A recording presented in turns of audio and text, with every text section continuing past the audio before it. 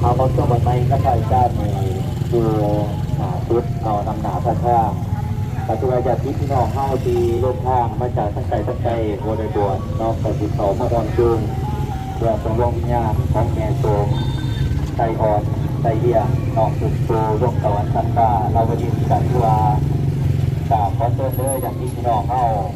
ทำเป็นเช้านี่ให้ห่างรถประมาณ2 เมตรเด้อขน่อยเด้อเพื่อรถเพื่อนเนาะ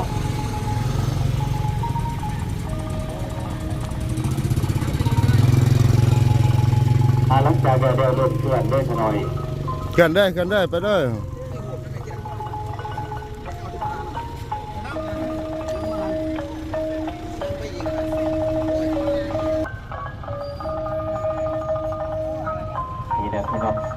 เป็นคนควรหูสูตรคุ้นของพ่อเมย์เป็นเดี่ยงเขามาตั้งแต่ยังน้อยพ่อเมย์เท่าต้องเบิ่งแย่งพระพุทธเจ้าเพิ่งบอกให้แก้คุ้นพ่อเมย์นั้นมีหลายท่านเอามาบัญญัติแน่นสีแถมเพื่อนกาทั้งโอบสั่นกับโบกานคุ้นเพื่อนใหญ่กลัวนั้นหูเรื่องกันสายาสู่ไล่ล่าสาให้ตอบแทนคุ้นเจ้าโหลดน้ำมากก็มีเข่าสลาดกาดใบตามเรืองก็มีเพียงตั้งแต่เข่าบางคำอาจป่วยเป็นดูเป็นดูแลเข่าให้ดีทานหันหาบ่เคลื่อนสาคันได้เบิ่งแย่งแดงเก่าเพราะอาหารหาเข่าปัดย่ำเพื่ออย่างเป็นเน้ย่ำเป็นเปียอย่าปล่อยจิตย่ำเป็นไผ่อย่าปล่อยว่าง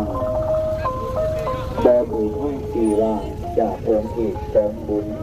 โอ้จับคุณจับโน่แห่บุญคุณคอเมดีเป็นบุญโลกอาสาจิตวาให้ท่านท่านผู้คนมีจิตเกี่ยวผู้จีคอยบัตรที่ไทยไม่จีไกแบกไกคนคอยมีเบิ้ลหูเบิ้ลเบิ้ลโดเบิ้ลว่าเป็นห้องจีบินที่หลาเจ้าตอนเฮาอาเงินเฮาเพื่อยึดอยู่ไปเนาะ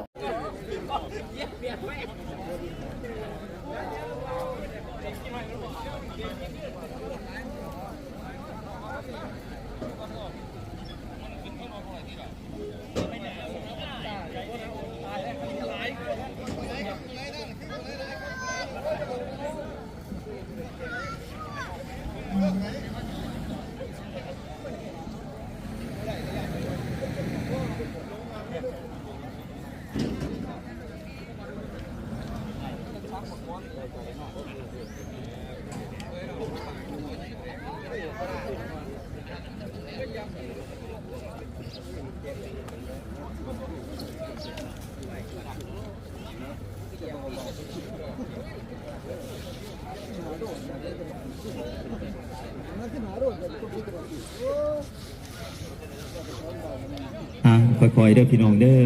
ค่อยๆยกเนาะ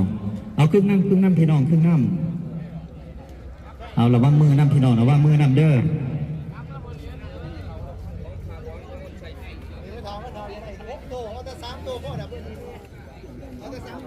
เอาทั้งหน่วยงานเอาเบิ่งให้สม่ำเสมอกันเนาะเอาหลังจากเขาเป็นมีซุปลงเดี่ยวแล้วก็ทั้งหน่วยงานเฮามาตัดแต่เช้าให้เป็นระเบียบให้เขาที่เขาทางเนาะ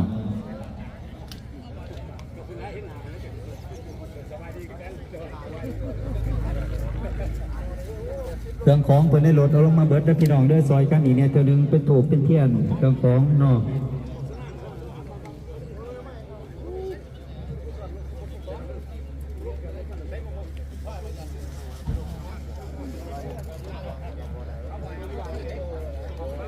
ก็ถือว่าพาไก่นี่ทั้งหน่วยงานเฮาเอาเขา4 ชุดไปเนาะ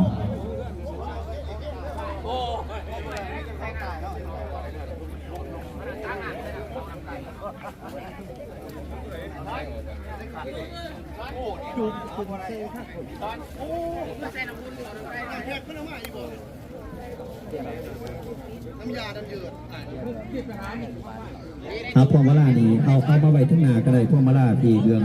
ทางนั้นทางนี้ก็ได้จัดให้เป็นระเบียบจังคอยเข้าสู่วิธีเนาะ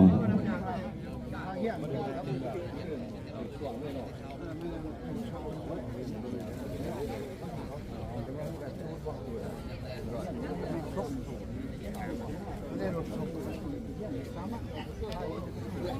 ขที่ไม่เกียรติเพื่อนมิตรญาติพี่น้องอันยิ่งสันทายที่มาจากบ้านไกลและบ้านไกลที่นับถือหักแพงทั้งหลายเมื่อนี้ทำกลางความโศกเศร้าเสียลายอะไรอาวรณ์อย่างสุดซึ้งต่อการจากไป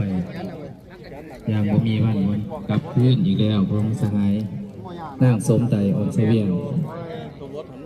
พวกเข้ามาเต่าร่วมอยู่สถานที่แห่งนี้เพื่ออำลาสหายสมใจอ่อนเสวียงอดีตพนักงานแพทย์ของการสาธารณสุขเมืองพนทองที่เคารพเป็นเพื่อสุดท้ายสหายสมใจอ่อนเสวียงเกิดเมื่อวันที่5 เดือน 10 ปี1957ในครอบครัวชาวนาที่บ้านน้องให้โขกเมืองพนทองแขวงจำปาสักเป็นลูกของพ่อเคนอ่อนเสวียงและแม่บับอ่อนเสวียงนี่ไอ้น้องรวมกันทั้งหมด7 คนถูกเที่ยวเลย3 ครอบครัวครับผ่านนึกในนี้อยู่รวมกัน4 คนปัจจุบันถูกเที่ยวอยู่บ้านนารวงเมืองพนทองแขวงจำปาสักสหายสมใจอ่อนเสวียงเกิดมีประวัติละเอียดดังนี้แต่ปี1957 ปี1964เป็นเด็กอาศัยอยู่ในพ่อแม่โดยโชคปี1965อายุ1968เรียนอยู่โรงเรียนประถมโดยโชคปี1978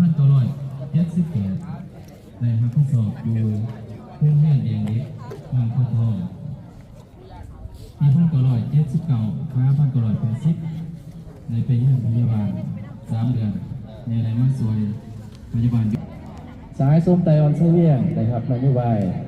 นะครับการยองย่อจากขันต่างๆของภาครัฐในรัฐบาลแต่การจะตั้งผู้ขันดังนี้1นะครับยันการให้งานสั่งสอง1 หน่วยนะครับยันใส่ให้งาน1 หน่วยนะครับใบยองย่อจากกระทรวงสาธารณสุข4 ใบนะครับใบยองย่อจากรัฐบาล4 ใบ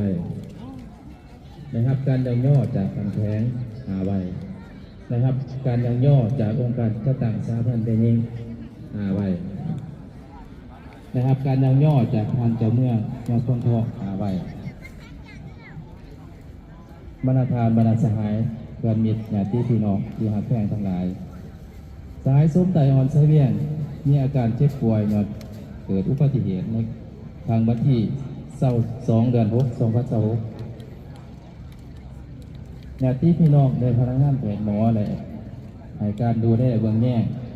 สหายจนสุดความสามารถแต่กระบอกสามารถกอบกู้ชีวิตของสหายไว้ได้สหายได้เสียชีวิตในเวลา 22:30 นาทีของวันที่23 เดือน 6 2026รวมอายุได้69 ปีสหายก็ได้จากของเข้าไปอย่างบ่มีวันคืนกลับคืนมาการจากไปของสหายทรงใจอ่อนเสวียงเพื่อให้ภาครัฐพวกเฮาสูญเสียพนักงานอาวุโสอำนาจแผนกสาธารณสุขและเป็นการสูญเสียแม่ผู้ที่เคารพรักลูกหลานและญาติพี่น้องทั้งหมดยืนกลมเคารพ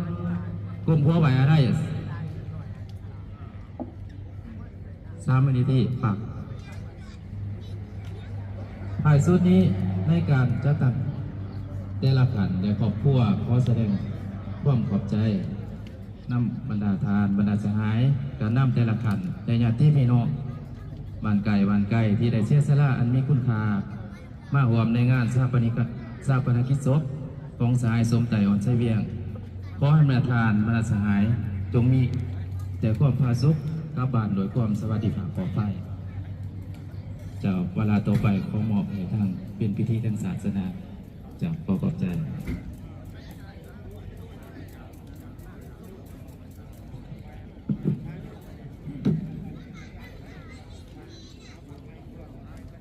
ก็ถือว่าการผ่านศิลปวัตรเอาได้จบลงต่อไปเข้าสู่วิธีทายโหงนาศพเนาะพอรัตนนิมนต์หมอบเจ้าวัดใหม่เข้าทายโหงนาศพกันหน่อยวัดโตนารามาโตสัมมาสัมพุทธัสสะนะโม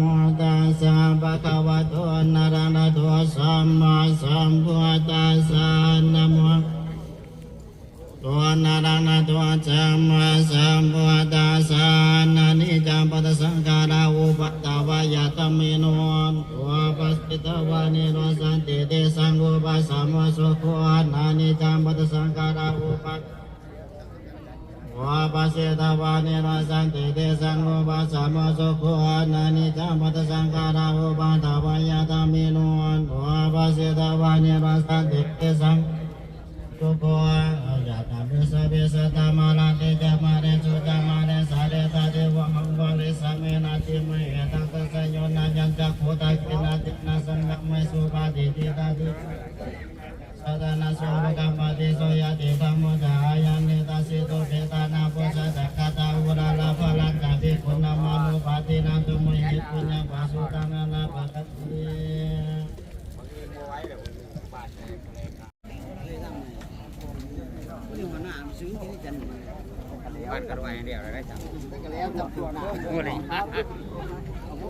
สติพี่น้องเด้อ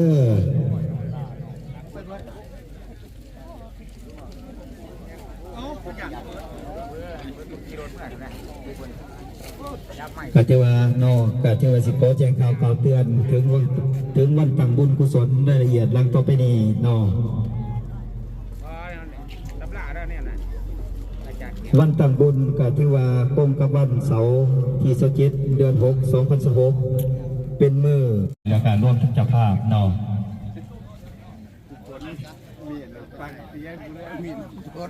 เอาใหม่คมเพลงนี่เอาเก่า2ข้างเด้อพี่น้องหัวจีนบ่ใส่นอกเพิ่นสิลมประกบกันเองเนาะตั้งจากเข้าวางเพิ่งห่อนเดียวเพิ่นสิลมประกบกันเองดอกเอาเก่า2ข้างหัวจีนบ่ใส่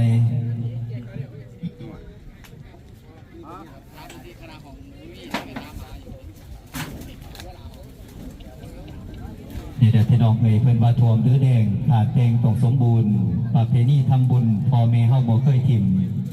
เอาความดีที่เป็นเด่นสลักใจไว้คงทีสามัคคียืดไปอย่าได้ถิ่มเรื่องหีดพ้อง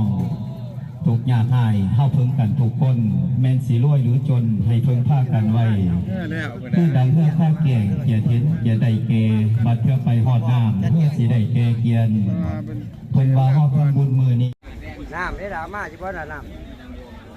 นี่เอาน้ำ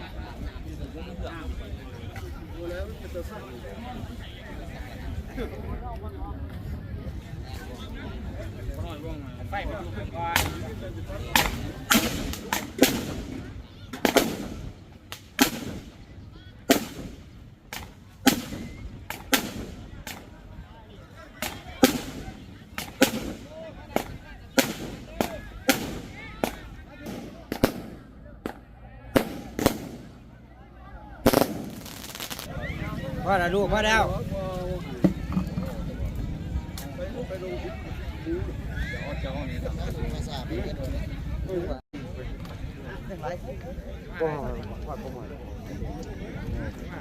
เดี๋ยวดูมันเป็นดีอยู่รุมพอดีเดินแถวเนี่ยไม่ก็ไม่บอกอะไรพวกเสื้ออยู่เนาะต้องวันไปอย่างนั้นเรียนจะมือตั้งบุญไปแล้วครับจ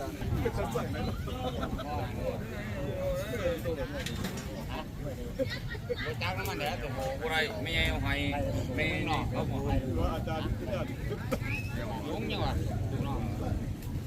ยังจะมุ่นเหนือนี่ท่านเลยวันก็ทีนี้นะเขาบอกเจาะเนี่ยท่านอาจารย์ช่วงนี้แล้วแล้วยังจะเห็ดของระบบแล้วมันหอดแล้วหอดน้องตัวหอด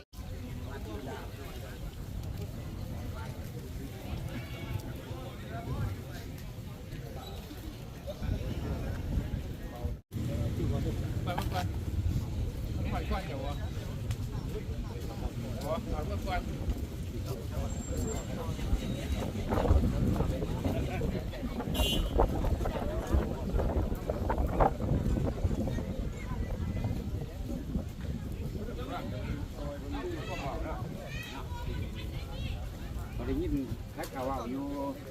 ไปเดี๋ยวเมื่อไป